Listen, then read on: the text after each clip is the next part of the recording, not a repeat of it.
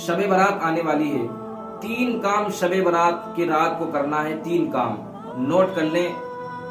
پہلا یہ کہ عشاء کی نماز کے بعد ہم کو کثرت کے ساتھ میں نوافل ادا کرنے ہیں۔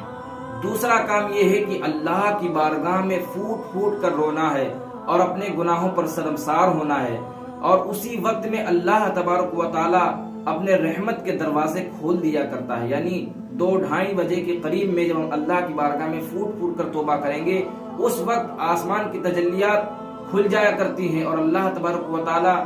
فرماتا ہے کہ ہے کوئی مانگنے والا جو ہم سے مانگے اور میں اس کو عطا کر دوں۔ پھر تیسرا کام یہ کرنا ہے کہ جس کے گھر والے اس دنیا سے چلے گئے ہیں تو اس کی قبر پر جا کر کے فاتحہ پڑھنی ہے، اور ہم کو وہاں سے ایک عبرت حاصل کرنی ہے کہ جس طرح سے ہمارا یہ بھائی یا بہن یا میری ماں اس دنیا سے چلی گئی ہیں، اسی طریقے سے ہم کو بھی یہاں سے جانا ہے۔